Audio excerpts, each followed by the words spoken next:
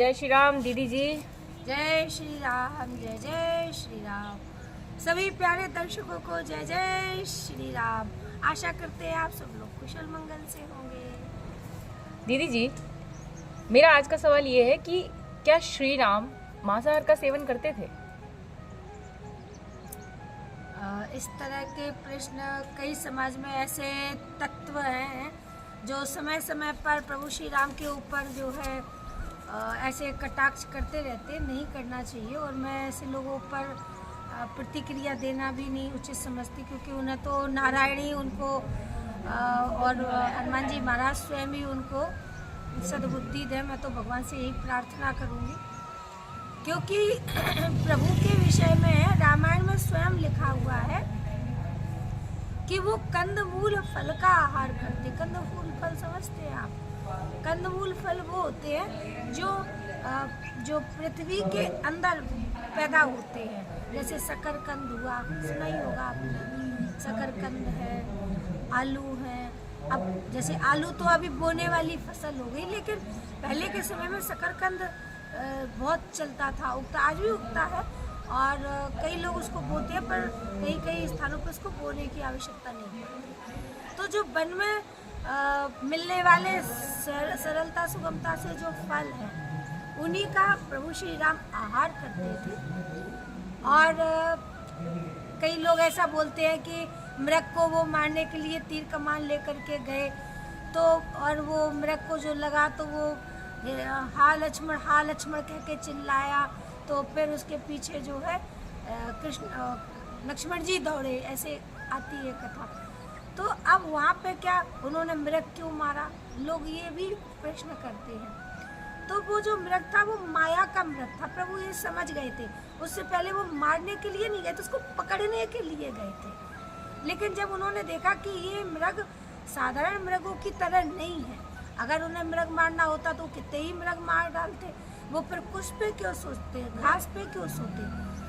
और महादेव भी जिस मृगशाला पे बैठते हैं, वो जब व्याघ्र मर जाता है अपनी मृत्यु, तब उसको निकाल करके उसके मतलब उसको बिछा करके तब बैठते। किसी को मार के उसके जो प्रभु स्वयं जीव को मारने के लिए मना करते हैं, तो क्या प्रभु ऐसे हो जाएंगे कि किसी भी जीव को मार करके और उसका वो करेंगे।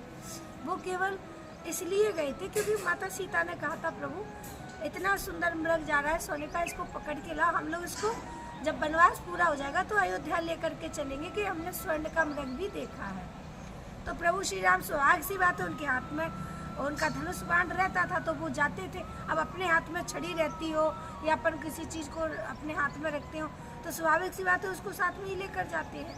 तो ऐसे ही प्रभु भी उनके हमेशा कंधे पर, क्योंकि जंगल में रह रहे थे, वो ना पता किधर से कौन मायावी कौन असुर क्या रूप बनाकर आ जाए, तो इसलिए वो एक तरह से हमेशा अलर्ट रहते थे, सावधान रहते थे। तो वो उसको टांगे हुए थे। जब वो गए और वो बहुत दूर तक बैग उनको लेकर के गया, और जब देखा कि ये साधारण बैग नहीं, मतलब साधारण ये हिरण नहीं है, ये कुछ और ही है, तो जब उनको पता चल गया कि ये साधारण हिरण नहीं है, तब उन्होंने फिर तीर चलाया।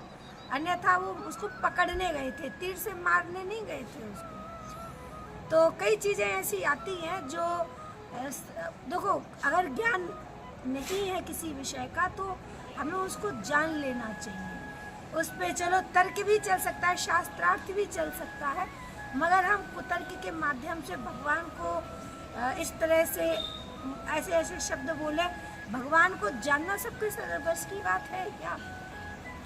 जिस परमात्मा ने मनुष्य का रूप रख करके कितने प्राणियों को, ऐसे जीवों को तारा, उनकी भलाई के लिए आज भी तार रहे हैं और हमेशा आगे भी तारते रहेंगे। वही निर्बुद्धि जीव जब पापों के बोझ से इतना दब जाता है कि उसे पता नहीं होता कि वो किसके लिए बोल रहा है, क्या बोल रहा है, तो वो जो मर्जी आती है बोल देता, फिर उसके परिणाम भी गंभीर भोगता है। तो ऐसा नहीं करना चाहिए कुछ लोगों को, क्योंकि परमात्मा के किसी भी अवतार पर, किसी भी जो है लीला पर ऐसा प्रश्न चिन्ह नहीं लगाना चाहिए जो निंदित हो। तो इसीलिए सभी लोग भगवान के भक्त बनो, भगवान का नाम लो और भगवान से प्रार्थना करो कि प्रभु आप हमें सद्गति दो, सद्मति दो और ऐसे कर्तव्य और ऐसे कर्म करने की प्रेरणा दो जिससे हमारा कल्याण हो और हमसे जुड़े हुए लोगों का भी कल्याण हो। तो आशा करते हैं आपका ये प्रश्न समझ में आपको आ ही गया होगा। तो आप सभी को जय श्री राम, जय हिंद, वंदे मातरम।